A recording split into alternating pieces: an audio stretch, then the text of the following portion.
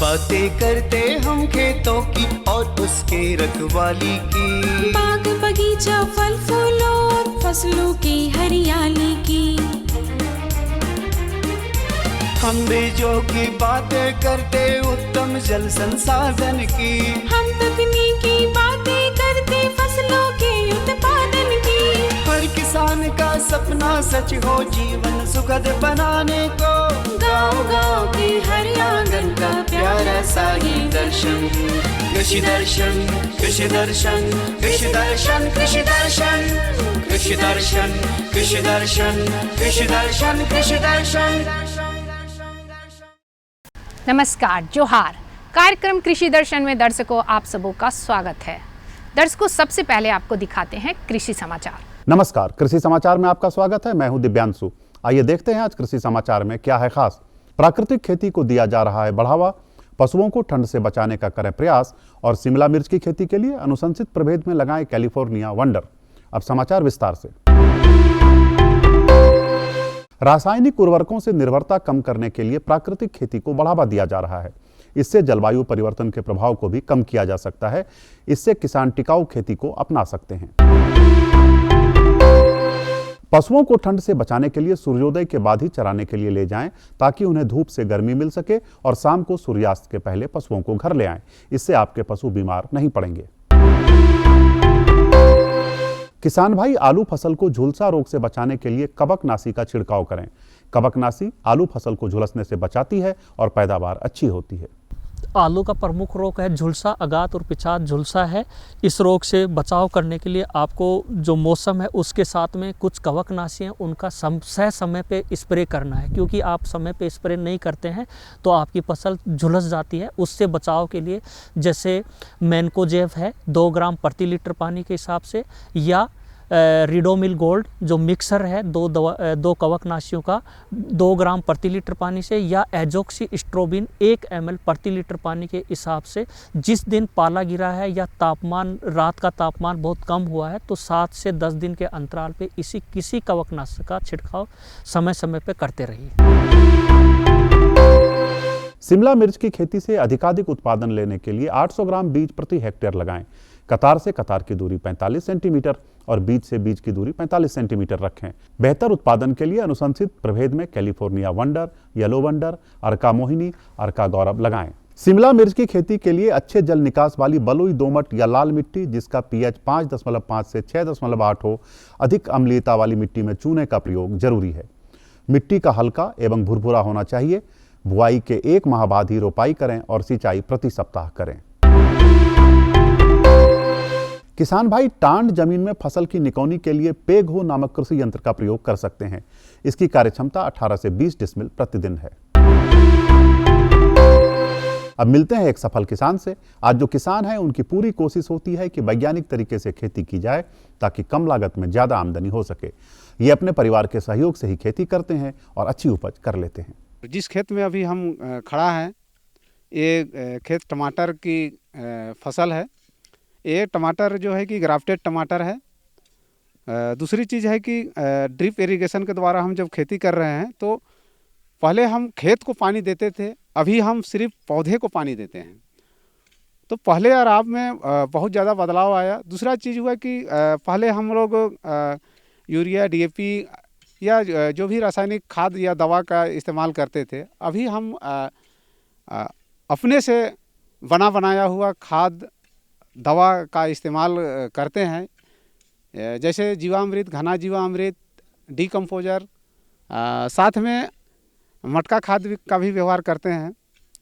समय समय पर अपने से बनाई हुई जो कीटनाशी है उसका भी हम इस्तेमाल करते हैं। और लगभग हम 10 एकड़ पर ज़मीन पर अभी ड्रिप इरिगेशन के द्वारा खेती कर रहे हैं। और अब एक नजर राज्य के 5 प्रमुख शहरों के मौसम के मिजाज पर। आज राज्य के 5 प्रमुख नगरों के अधिकतम और न्यूनतम तापमान कुछ इस प्रकार दर्ज किए गए। रांची का अधिकतम तापमान 26 डिग्री से, कृषि समाचार में आज इतना ही। अगले दिन अगले अंक में फिर मुलाकात होगी कुछ ताजा तरीन खबरों के साथ। तब तक के लिए दीजिए इजाजत। नमस्कार, जोहार।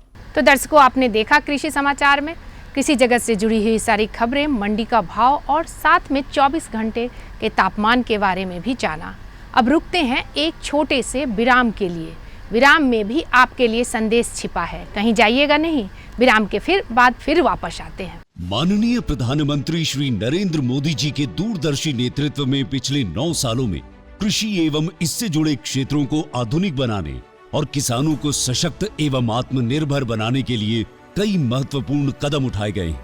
साल 2013-14 में जहां कृषि बजट केवल 21,933 करोड़ रुपए था, वहीं साल 2022-23 में इसे बढ़ाकर 1,24,000 करोड़ रुपए कर दिया गया। तभी तो साल 2013-14 में जहां खाद्यान्न उत्पादन 265.05 मिलियन टन था, 76,000 रुपए मुझे प्राप्त हुआ। प्रधानमंत्री फसल बीमा योजना के तहत अब तक 11 करोड़ 50 लाख से अधिक आवेदक किसानों को 1,35,248 करोड़ रुपए से अधिक भुगतान किया जा चुका है। साल 2014 के मुकाबले अब किसानों को दलहन, तिलहन और धान के उत्पादन लागत से 1.5 गुना ज्यादा एमएसपी दिया जा रहा है। इस बढ़े हुए एमएसपी दर पर साल 2020-21 में 2,44,159 करोड़ रुपए मूल्य की गेहूं व चावल की रबी और खरीफ फसलों की रिकॉर्ड खरीदी की गई।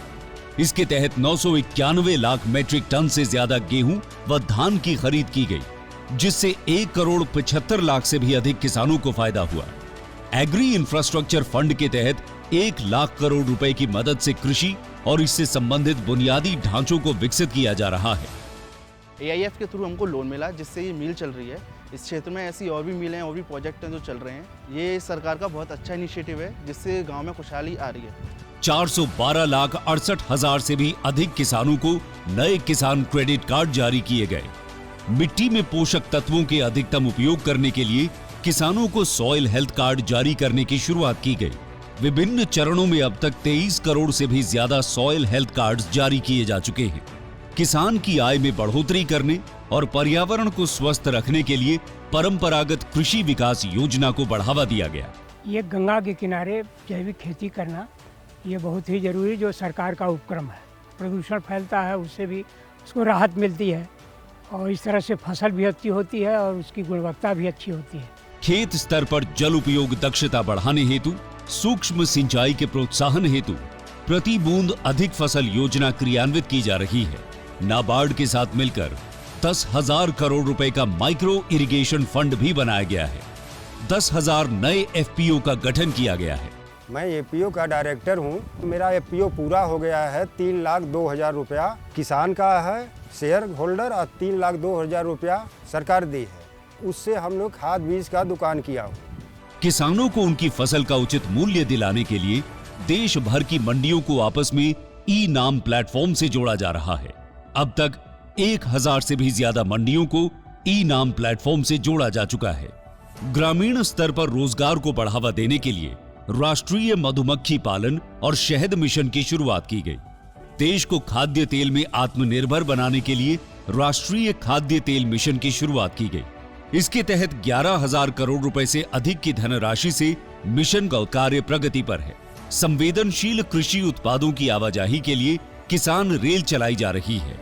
बहुत शीघ्र खराब होने वाली फल, सब्जियों एवं अन्य बागवानी उत्पादों की आवाजाही को सुनिश्चित करने के लिए किसान रेल का संचालन होने से किसानों को लाभ हो रहा है। कृषि को आधुनिक बनाने के लिए स्मार्ट उपकरण उपलब्ध करवाए जा रहे हैं।